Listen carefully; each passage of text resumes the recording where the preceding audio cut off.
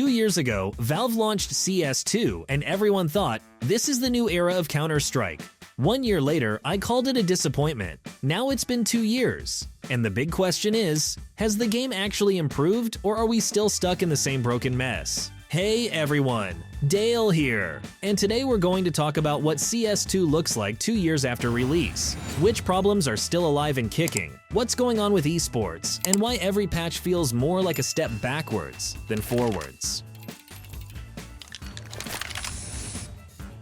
On the surface, esports should be thriving. There are more tournaments than ever, Tier 1 events rolling in every month back to back. Sounds awesome, right? But here's the problem. When every day is a party, none of them feel special anymore. Back then, a tournament was an event. You'd hype it up with your friends, grab pizza, and argue over who's taking the trophy. Now, there's a final today, another tomorrow, and another next week. It all blends together into one endless Groundhog Day. Same teams, same maps, same faces on stage. And honestly, I feel bad for the pros. They're being dragged from event to event like suitcases in an airport, forced to play at full capacity in a game that still feels unfinished. Imagine trying to frag like a machine, while the game itself is glitching and stuttering. What a nightmare. Streamers aren't safe either. If you're not co-streaming the big event, kiss your viewership goodbye. The big names soak up all the attention, and if you dare to just play regular matches, congrats. You're now streaming for 3 bored teenagers who clicked you by accident. Esports is alive, sure, but the magic is gone. Tournaments have turned into a conveyor belt, predictable, repetitive, and soulless. Sometimes I just wish we could pause the machine and go back to when a grand final actually felt like Christmas morning. See the promo code on the screen. Don't wait for a lucky chance. Luck is already on your side. Enter the promo code on our website and collect top loot from GGDrop. Have fun hunting.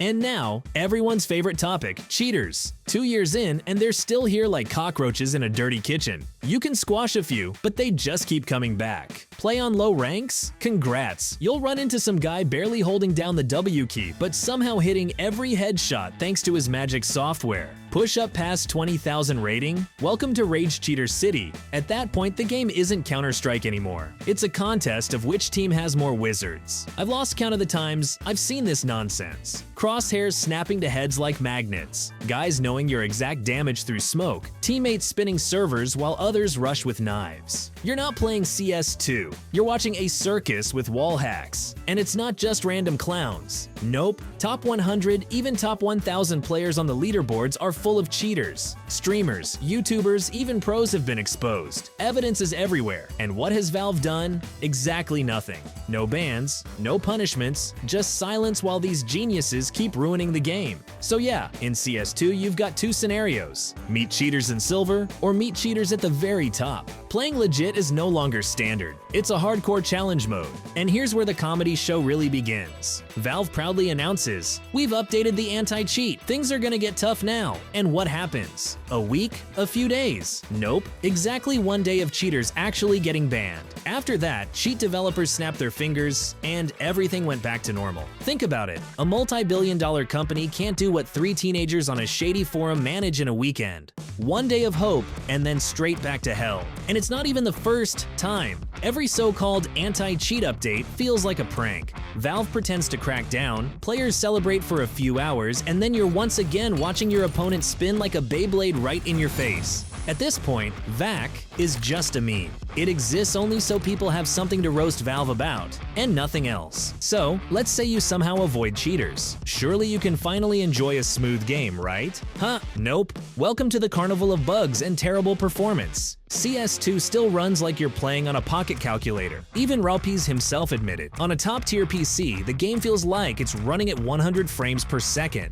Think about that. A pro with the best hardware money can buy feels like he's gaming on a budget laptop from 2010. Amazing, isn't it? Doc recently booted up CSGO and said, "If I die, it's my fault." Imagine that. In CS2, it sounds like science fiction. Here it's FPS drops, broken hit reg, and you're left wondering, was I actually playing or just watching a slideshow? And the bugs? Oh boy. Remember the teleport bug? Kill an enemy and suddenly you get warped across the map? Or those insane jumps that worked 1 time out of 5? And Valve's update cycle is always the same. Fix 1 bug, create 3 new ones. Honestly, it feels like their QA team is just Gabe's cat walking on the keyboard. 2 years in, and CS2 still feels like an early access title.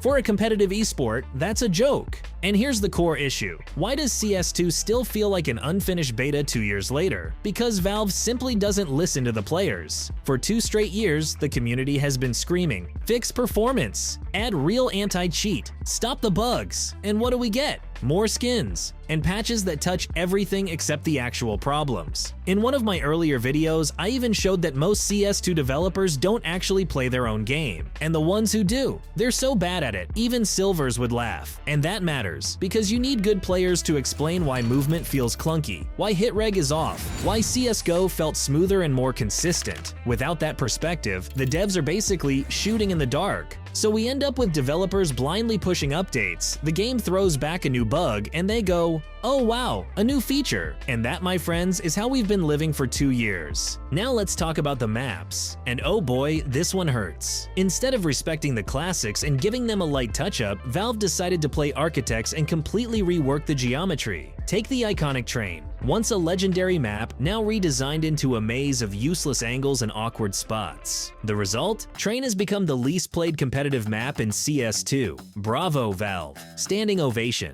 And it's not just Train. Plenty of maps now feel like they were designed by someone who's played Counter-Strike once in their life, by accident. Instead of preserving the identity of CS, we got redesigns for the sake of redesigns. Valve keeps saying, "We're building CS2 to be the esport of the future." But let's be real. If the movement is clunky and the shooting feels like a dice roll, you can host 100 tournaments a month and it won't matter. You can give me all the shiny RTX reflections you want, but if it doesn't feel good to play, nobody cares. So here's the verdict. A year after release, I called CS2 a disappointment. 2 years later, I'd call it a failure. Until Valve starts listening to players and bringing in people who actually understand Counter-Strike, nothing is going to change. Sure, they've added some maps, fixed minor bugs, and polished the visuals, but the essence of the game, stability, fair gunplay, and competitive integrity, still feels like CS2 is stuck in permanent early access. That's just my take though. Drop a comment below. Do you think I'm being too harsh, or is it time to admit CS2 is circling the drain?